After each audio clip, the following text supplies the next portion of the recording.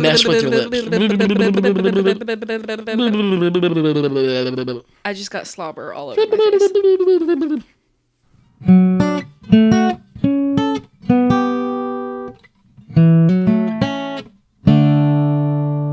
Alrighty. Shelby looks tired.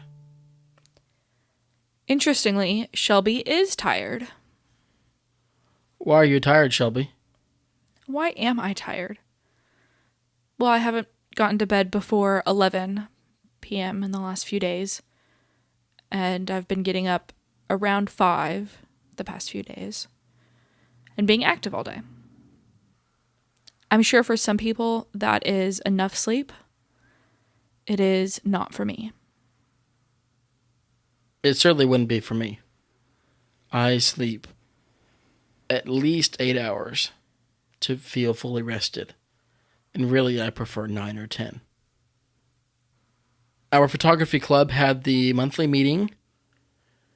The presenter this month was actually the judge for our upcoming gallery show. So it's kind of cool to hear her perspective before she judges and kind of grades all of our photos.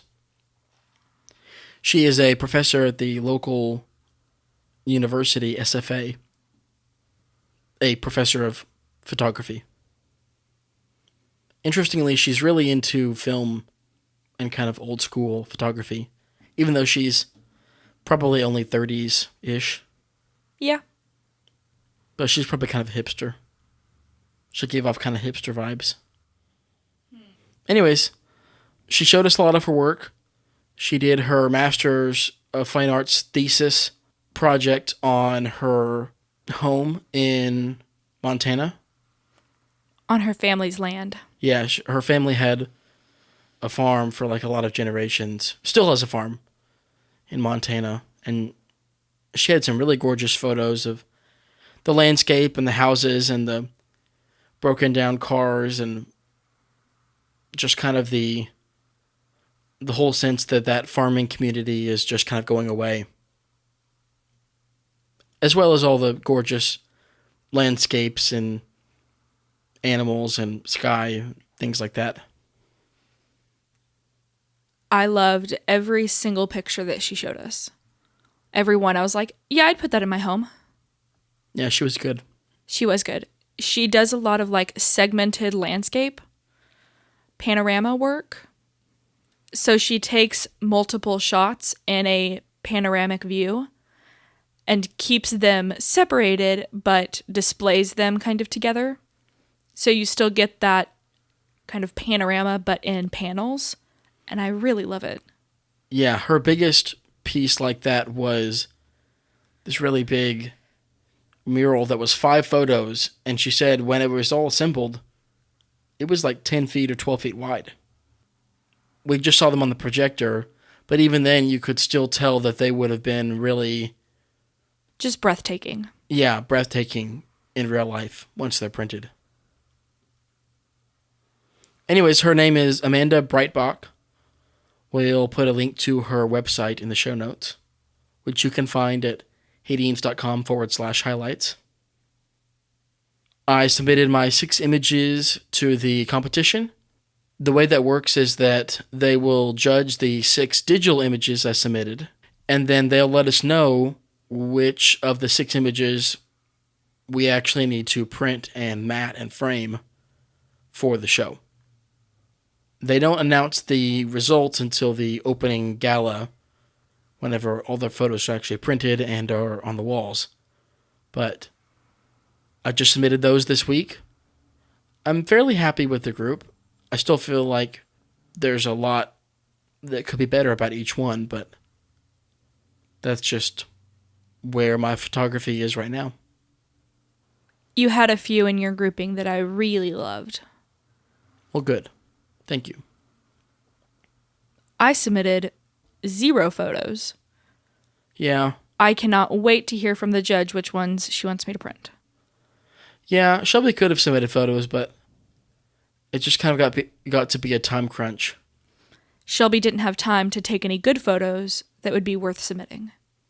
Yeah. And they had a kind of weird rule where you had to submit 6. Oh, So you did? I was just going to like take 2 and submit them. No. You have to submit 6, which is kind of weird, I think. Huh. And that was, I assume that's why you didn't submit any, because you knew you wouldn't have 6 that quickly. I just didn't even think I was going to have 1. Yeah. Which I don't. So I guess I made the right choice. Yeah. Well, next year.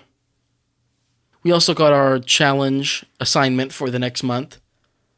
I haven't actually posted any photos from the last month. I did 2 different night photo shoots.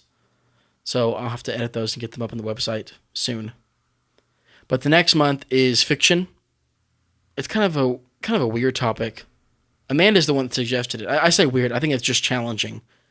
But the idea is that you should take a photo that either doesn't exist or like make a storyline around your image, or edit it in a way that doesn't match up with real life. Yeah, it's more that you have to stage a fictional setting to capture. That's kind of how I think of it. And either stage physically to take the picture, or stage in post-production, or... Yeah, or make a still life or something like that. I had kind of thought about seeing if I have any friends with like super old-fashioned clothing and taking a photo at a landmark in Nacogdoches as if they were dressed up whenever the landmark was new, and then like making the photo black and white. I don't know. That was my idea. You look like you hate it. I don't hate it. I just don't think it counts. Because that is a thing. But you're making the fiction that they're an old-timey person, but they're here today. I feel like if you did that and then also had like cars and people on cell phones in the background. Yeah. Okay. Yeah, it would have to be something where it's old, but there are definitely new parts about it, or there something in the image that you can tell that it was taken today in the 21st century, but that still has the person's old clothes. And once again, I think the black and white thing is key, because you can make it look like it was taken on film. I can get on board with that. It would just be a struggle to make those modern parts obvious enough to be obviously intentional. Maybe I could have the person themselves like on an iPad or something. I kind of like that. That's cool. Have them on a computer. Yeah, on a laptop or something. I actually really like that. That's what you need to do. Okay. So no one steal my idea if you're listening. You could probably get someone up at Millard's Crossing to help you with that. Yeah, that's not bad. I mean, I volunteered at Millard's Crossing and wore a period costume and plowed in the field. Yeah, we'll have to see if that pans out. So, stay tuned. Speaking of old-timey media, my little sister, Olivia, is in a live-action play. She's in a theater production. She's in a theater production of Talking Pictures by Horton Foote. He is most famous for his screenplay for the movie To Kill a Mockingbird, like the old one from the 60s. Is there a new one? I think so. I think there's one after the 60s, but I'm not sure. Anyways, so Olivia is very talented. She's a great singer. She's a great dancer. She's a great actor. I personally think she's best at acting, but she's also very good at singing and dancing. She spends the most time dancing, frankly. She's in a ballet group all year round, and then does plays on the side. Anyway, so she plays a kind of a snotty little character in this play. Not unlike herself in some aspects. Oh, she's not snotty. She's not snotty. She is sassy. Sassy, maybe a little bit bossy, but it was very mundane. And I say that like not completely as a diss, but it's set in the 1920s when the main character plays piano for the silent pictures. In the setting, the theaters are just now moving to pictures with sound.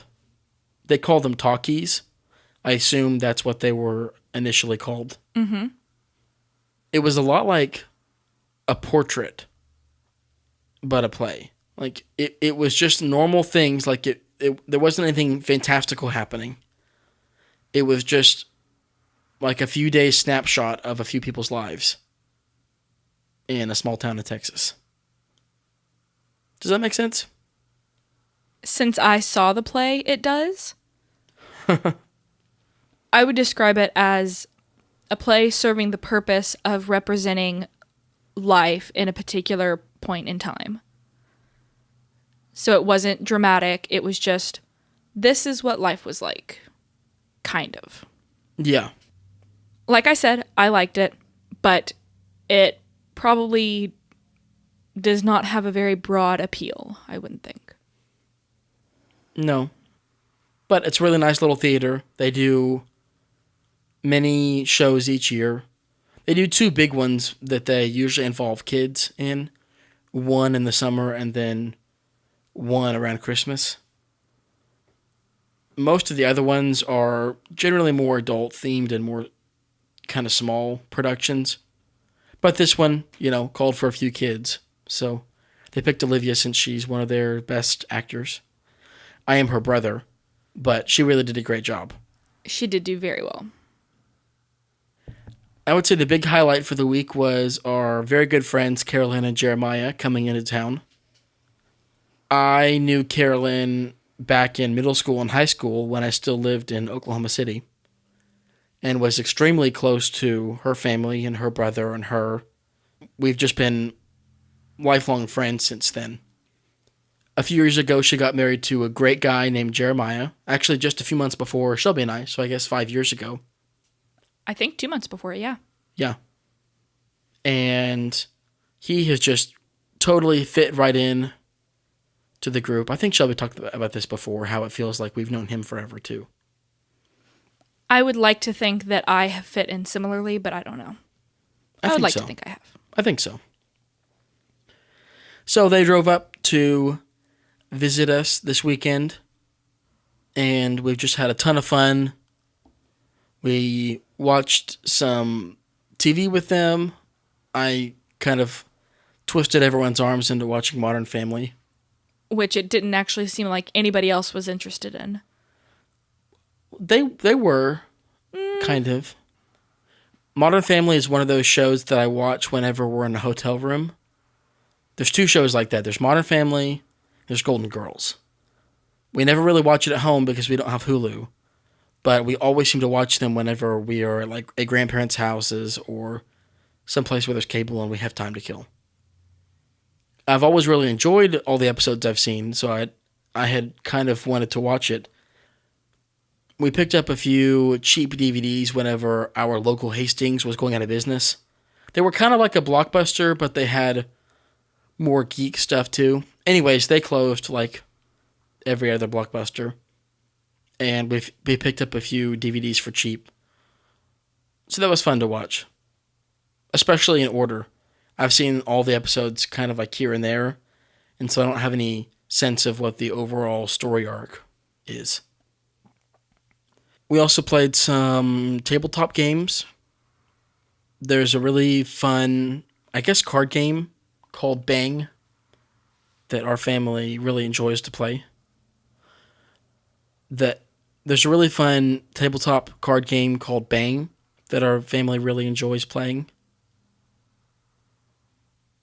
And, of course, we ate a lot. That's always central. Mm-hmm.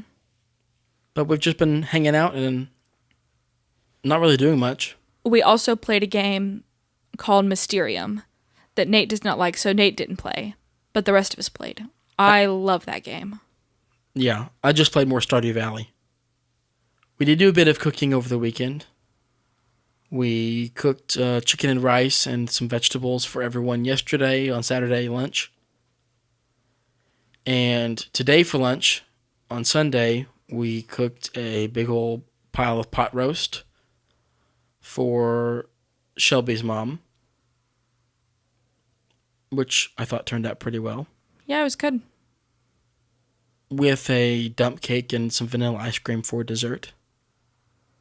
Tonight, we're making kind of a big fancy meal for my mom. My sister is cooking shrimp scampi with pasta. And my dad is cooking steak. And we are bringing a pineapple angel food cake along with some vegetables to go as a side. So that'll be the fanciest meal we've had in quite a long time. Yeah. But there's so many of us cooking that it's easier to make a meal fancy like that. Yeah. Well, this week I've been working on my mom's Mother's Day present. As with every holiday, I was absolutely clueless about what to get her. She's very difficult to buy for, especially for cheap. She has recently redecorated her backyard and gotten a bunch of really pretty new patio furniture and lights and cushions and decorations, and everything looks really great. And she's started kind of casually collecting some pretty birdhouses to decorate. Nate had the great idea that I should paint her a birdhouse, which I thought was brilliant. I was very impressed that he pulled that out of his head because I never would have thought of it. I'm happy with that suggestion. It was very good. So I went to Hobby Lobby and I got a birdhouse. While I was there, I spotted a mini birdhouse. I also bought that. I painted the big one from me, and I painted the little one from Princess. Our dog. Our dog, who has lived with Mom for the last 5 years. It is so cute. That one is way better than the one from me. No, I like yours better. I mean, I like mine a lot too, but anyways, the little one, I painted pink and red and purple because those are Princess's colors. Yes, my dog has colors. Don't worry about it. And on the roof of the little birdhouse, I put Princess's little paw print on there. So I got some washable, non-toxic paint and painted the little pads on her feet and pressed them against the top of the birdhouse. I had to do it quite a few times for it to come out looking like anything more than a black smudge. But it's very cute. Yeah, it looked more like she had licked it with paint the first few times. Yeah, it did. Well, after giving it a couple shots, I realized that I needed to trim her little toe hairs.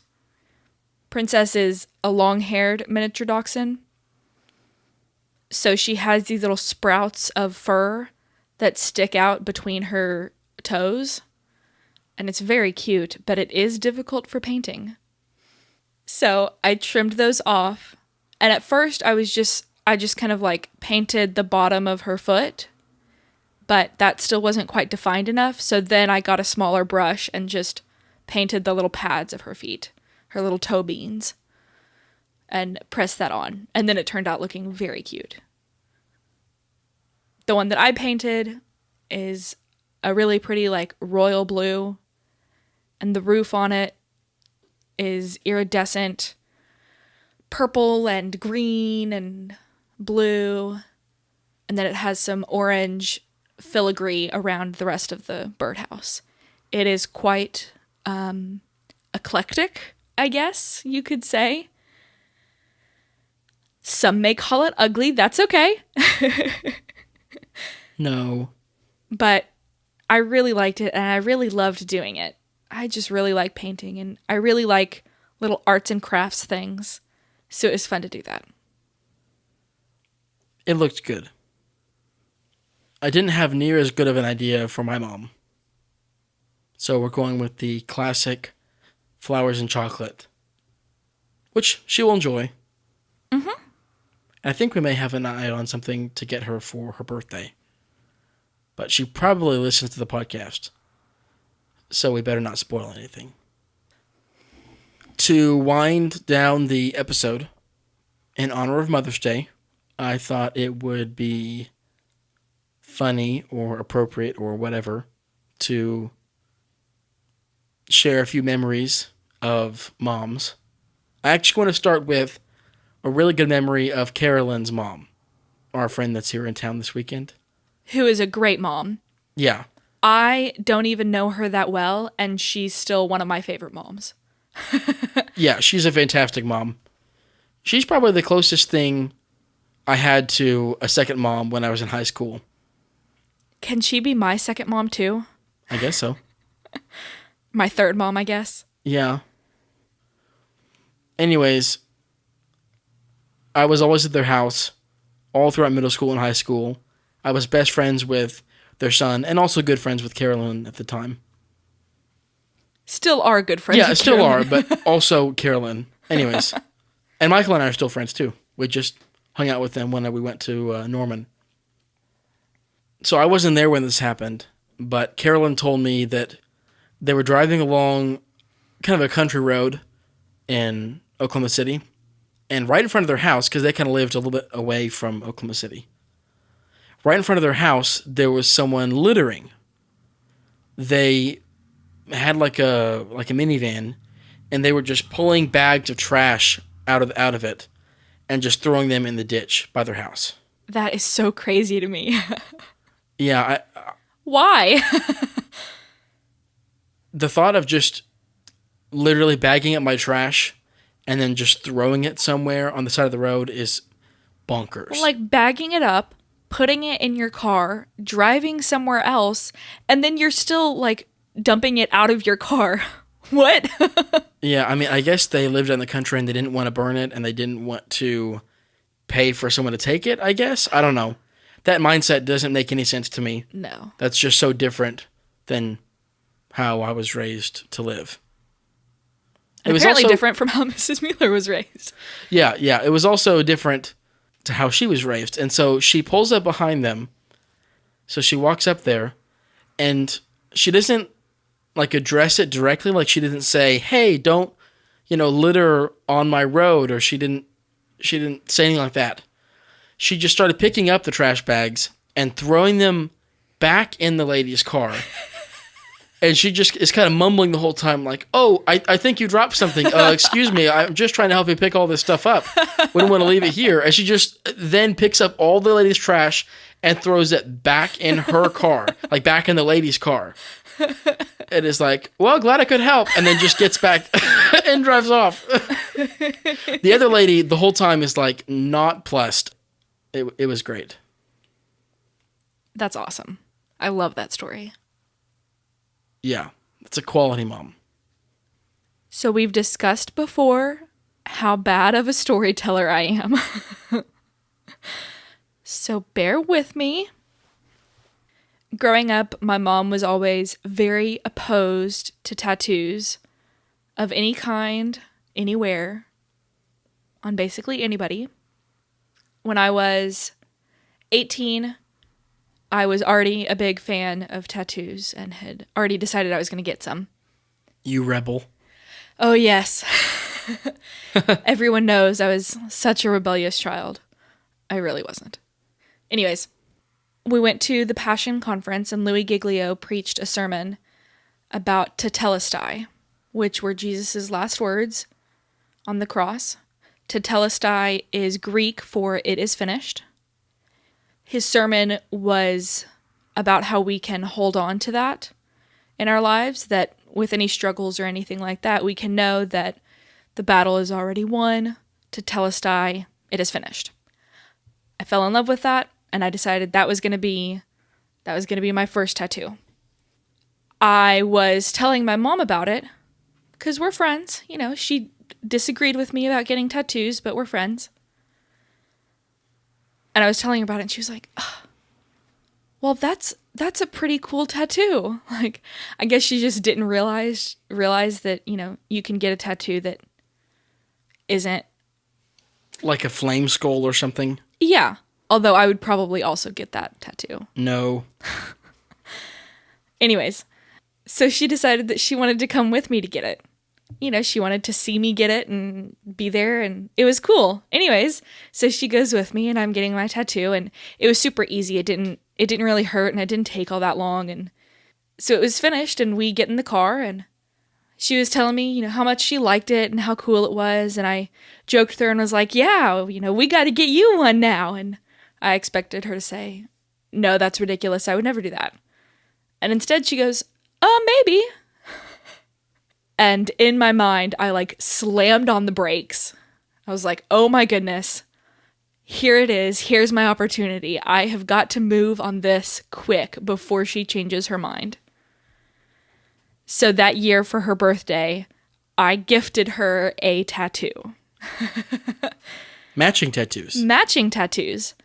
I knew that she would never just go get one on her own, but I figured I could get her one if we both went. So you had to sweeten the deal. Yeah, I had to sweeten the deal. I had to pay for it, and it had to be meaningful. That was the sweetening, I guess. When I was a very young girl, I had a toy camera, this pink plastic toy camera. Whenever you would, quote unquote, take a picture with it, whenever you would hit the shutter button, it would say these little sayings, these little phrases. And one of them was pretty as a picture. You'd take a little picture with it, and this weird voice, whoever voiced it, I don't know, it was weird. This voice would say, pretty as a picture. And as a little girl, that would absolutely crack me up. I would just laugh and laugh and giggle and giggle. And at this point in time, my grandmother was living with us because I was very ill. Anyways, like I said, I'm bad at storytelling. So I had this little toy camera. So for Mom's birthday, we went and we got matching tattoos that had a little camera and said pretty as a picture. Mine is large and it's on my thigh. Mom's is very small and it's on her back. But we both got the same thing, and I love that story of her being so opposed to something, and then once I get it, she's like, oh, maybe that is cool. I love that. I love that we can have that effect on each other. Very cute. Now, for a story about my biological mom. She is generally kind of quiet. Not around us, but she's not, I don't know, she's not like a bubbly person, generally. Saying she's not bubbly makes it sound like she has some sort of bad attitude, and that's not the case. No. She's don't know. very downtone. She's just very downtone, very chill. Yeah, chill is a good word. Easygoing, everything smooth. Yeah. Anyways, but she's not much of a clown. I guess I'm trying to say she doesn't do that many goofy, silly things. But one time we were listening to one of our family's classic albums. Every family, at least that I know, has some music that is played a lot in the family or is important to the family as a whole. I could list off 6 for my family off the top of my head, but this is not my story. One of our family classics was the album Graceland by Paul Simon. The third track on it is a song called I Know What I Know. It's kind of one of the goofier songs on the album. And at the very end of it, I think I'll put a little clip into the podcast, but at the very end of it, a guy goes... I know what I know.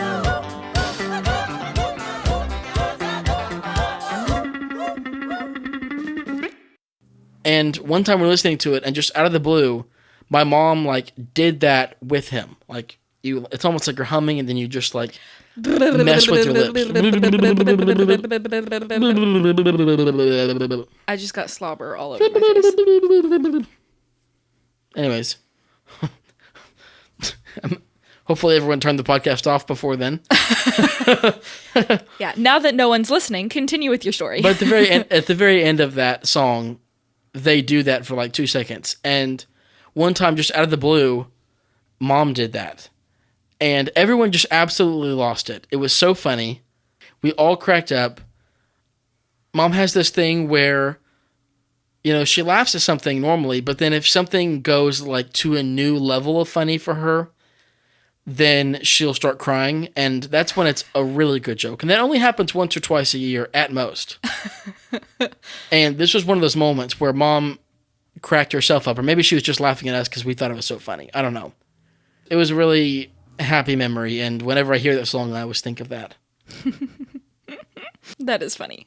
I've tried to think of some other times when Mom laughed so much that she started crying, and it's happened, like I said, once a year-ish, and I can't remember any others right now, but... I can mostly just think of things that she does or things that happen with her that make the rest of us cry laughing. Like that one thing with the light. What was it? Like, turn the TV down, I can't see, or something like that. Yeah. She said something to the effect of, like, it's too loud, I can't see. Yeah. Something like that. Anyways. I guess you had to be there, I don't since know what neither it of us was. can tell it. It was more intelligent than that, but... So that's some stories about moms in our lives. I wish I could remember better stories about my mom. Well, we have next year. There's always next year. Yeah. She's so funny. You'd think that I would have a funny story. I just don't remember things about people. Or I don't remember things that anybody does ever. I just don't remember things. That's it. I You don't just have remember things. chronic memory loss. Yeah. Yeah. Yeah. Anything else? Nope. All right.